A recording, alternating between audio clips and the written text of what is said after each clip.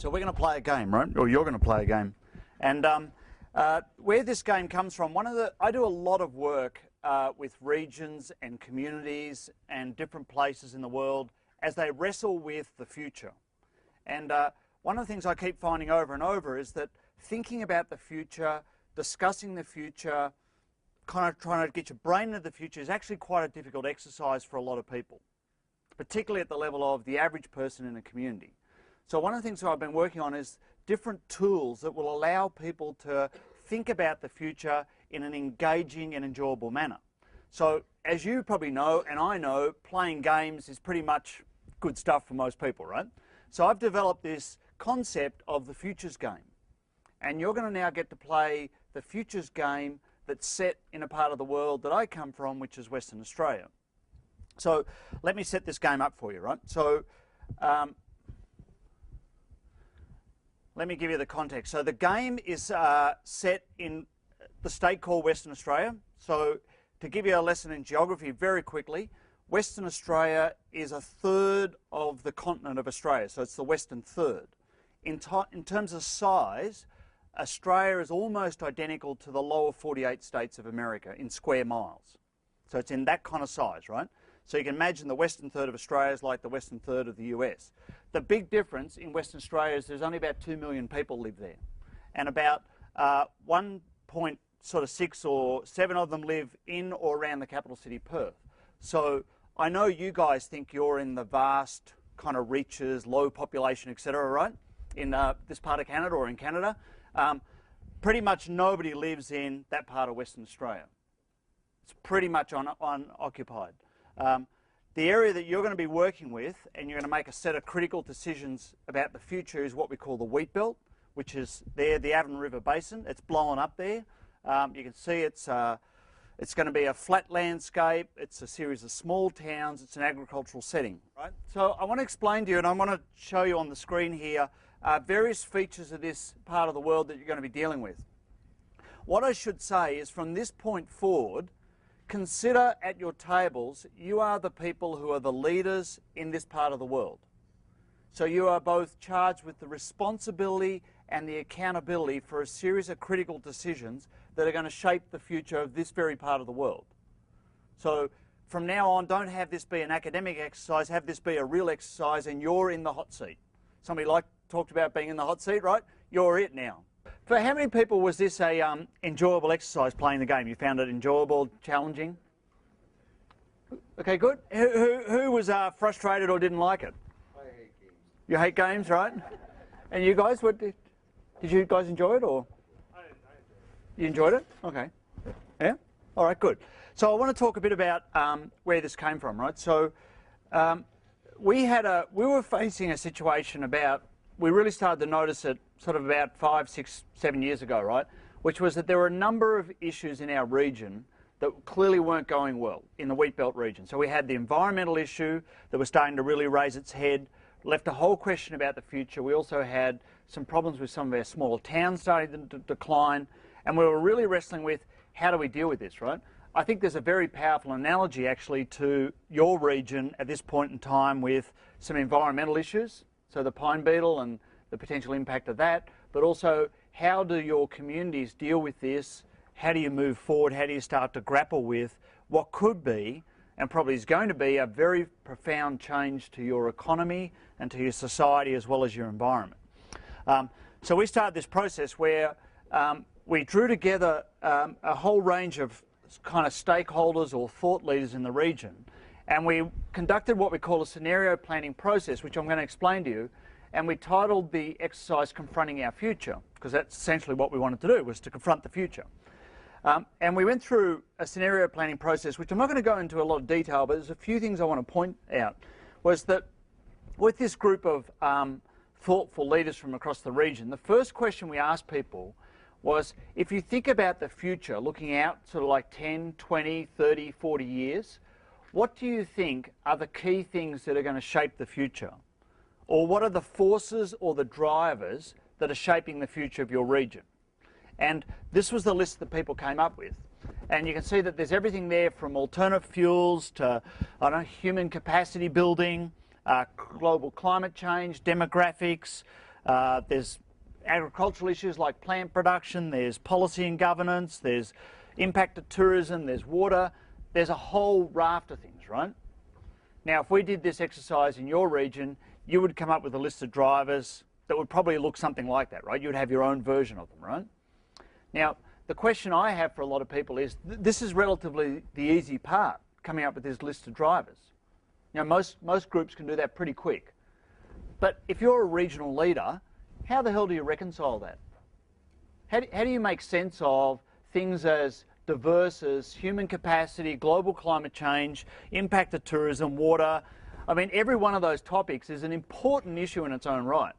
You can have a 5-day conference about any one of those and scratch the surface, quite literally.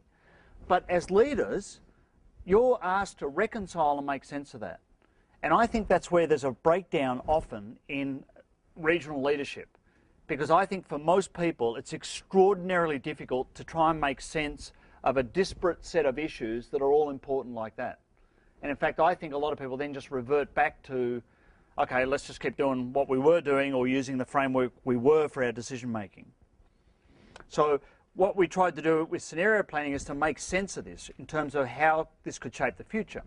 So we got each person in the workshop to rank each driver on a scale of importance and uncertainty. I'm not going to go into this other than to say what we're looking for is the drivers that were up in this top right-hand corner. The ones that have a high degree of importance for the future, but there's also a high degree of uncertainty. In other words, we don't quite know how it's going to play out. And we were looking for clusters of drivers, and we identified, as you can see, 2 clusters. There's one that says new industries and markets, and one that says environmental change. So we're trying to look for kind of core groups of things that were going to be very potent in terms of determining which way the future might unfold. And then in scenario planning, what we do is, because we're trying to create different plausible views of the future. So if you think about your region right now, and you think about the future, well, the future for starters hasn't happened, right? But it could unfold in different ways. There actually is no single future in front of you. There's really a range of different ways the future could unfold. There could be different things that could have your future turn out in quite different ways. And that's what this process tries to get to. So we put environmental change on this axis and we put new industries and markets on this axis. This end, we're asking the question, which is, what would happen if the environment got better in the wheat belt? So we have an environmental issue, but what if we found the way and made the investments to improve that environmental landscape in those conditions? And on this end, it's saying, well, what if we just don't worry about it? We let salinity run its course and we just learn to live with it. Then on this axis, it's, well, what if, down this end, it's new industries and markets, and it says, well, what if we don't worry about that? What if we just say we're good at growing wheat and we keep doing that, right? On that end, it's saying, well, what if new industries and new markets emerge and we start to develop diversity in our economy? So it creates 4 distinctly different versions of the future when you play this out over time. So in this workshop process, we had groups work on describing in detail how these different futures could look 10, 20, 30 years down the track. And they had to come up with a name for each future. So, for example, the grain and drain future is where the environment doesn't get better. In fact, the environment continues to decline, and there's no new markets or industries. So it's still a wheat belt. And in fact, the grain and drain stands for the way people deal with the environment is they keep digging those ditches, drain the salt water away, still keep growing wheat, and so on, right? So grain and drain. And then there's saline growth, which is where there's new industries and markets. So the environment gets worse, so it gets more saline, but people find the way to adapt to that.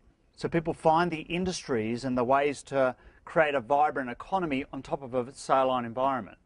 Now, I used the example early on about how in this part of the world some people, for example, are growing perennial tree crops and then using the timber from that to make charcoal and to fire power stations. You know, another industry that started in the wheat belt actually is, you know, trout, fish, fresh water, right? What they've discovered is that they grow out very well in salt water. So they don't reproduce, but they'll grow very well. And so there's this whole inland trout fish industry started on saline water ponds associated with that saline farmland. So some wheat farmers are now growing fish as well, as ridiculous as that seems, right? the land care bounty is a future where the environment gets better, but it's still basically a wheat belt. So people find the actions to, to reverse salinity, but they still basically are farming broadacre stuff. And then harmony with prosperity is where those two things come together, where the environment gets better, but there's also diversification in the economy, right? But the connection to the game, right, is one of the things we found is that detailed regional planning is often very powerful for the people who do it. But we had 80 people in that planning process, and they walked out of there with a whole different insight into the future. However, there's a very poor transference of that to the average person in the community. So we developed the game as a way to take the lessons out very quickly to people. So how the endpoints in the game, so we use the scenarios to create the endpoints. So if you finished in 2030A, you ended up in what we call the grain and drain scenario. If you end up in 2030B, you end up in what we call the saline growth scenario. If you end up in 2030C, it's a mixture of these two because we made a fifth one. 2030D was the land care bounty scenario, and 2030E is the harmony with prosperity scenario. Now, I'm going to go through with you in a minute where you ended up relative to this, right? But what was fascinating is we took this game out across the wheat belt, and we played it literally with hundreds and hundreds of people. So high school students, elected officials, community people, all over the place, right? And like you, they ended up in a whole range of different endpoints. But when we asked people, if you look at the different scenarios that we saw as possible for the future, which scenario would most represent the future you would aspire to have for your region? 100%. This was just so fascinating for us, right? It was like literally every person unanimously, independently said that harmony with prosperity and the characteristics that go with that reflect the future that they most wanted. However, many teams, including elected officials and decision makers, took their region into 2030A, diametrically opposed to what would be their preferred scenario for the future. So there was this, what people started to confront was this disconnect between where they might want to end up and the decision-making framework they were using and where that was actually going to lead them to. 2030C, which is where groups 3, 5, 1 and 2 ended, this is a pretty balanced outcome. So you've got a reasonable environmental outcome. So salinity's actually been held in its tracks. You can see it hasn't expanded. There's been a lot of planting of perennial vegetation, which is this speckledy stuff here. You get a little bit of economic diversification. You get some export grazing, some bush foods export centre. Do you know what bush foods are? It's like the native food, the native plants, nuts and stuff that people harvest. Town populations are okay, and they've formed together into a single shire. So we've now gone from 3 different shires to 1 shire. 2030D, which is where groups 4, 7 and 6 ended up. This represents land care bounty. So you can see there's a really good environmental outcome. So salinity's contracted back. So you've actually reversed salinity. In fact, fresh water has now returned to some of the creek systems. You can see here some of the freshwater lakes have recovered. There's also some economic development around it. So you have some natural resource management centres. You have a pretty good outcome in your regional centres. You have some industries that are developed around the perennial vegetation, some wood processing, alternate fuel stuff. A few downshifters move in because we think a community like this, in this scenario, would be quite attractive for people who are looking for that lifestyle change. This is a fairly optimistic kind of community. People are doing good things. They're kind of helping recover the environment, all that stuff that, warm, fuzzy stuff that people like. And it's what we're calling a zone here. So it's more than a shire. We're saying that people are starting to get their act together, so there would be a devolution of state government responsibility to the zone, like your regional government, right? Or your regional districts, right? And then 2030E, which is none of you got here, represents the aspirational future for the people who live here. You've got a very good environmental outcome. Salinity's contracted. You've got farm diversification. You've got a university campus. So you've got 3 communities, and they're all strong, and they've all found their own little particular niche, right? All right, good. So with that in the background, I want to give you just a chance in your groups just to debrief on your thoughts about these different endpoints, about You know, where you went versus where you could have gone. You know, what do you think about the future you created? Because none of you actually created the preferred future that these guys want, right? So what do you think was, what was guiding your decision making as you played this game? So, all right, good. So we're gonna, for lunch, right? So trust you found that enjoyable. Trust you got some kind of insights into the future about that. Gary's gonna leverage off that. We're gonna talk more about the kind of leadership component of how you, or what kind of leadership you need to steer a region forward in the future. We're going to do that after lunch.